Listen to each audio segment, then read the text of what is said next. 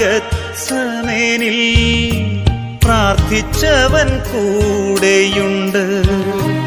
നിനക്കായി ഗത്സമേനിൽ പ്രാർത്ഥിച്ചവൻ കൂടെയുണ്ട്.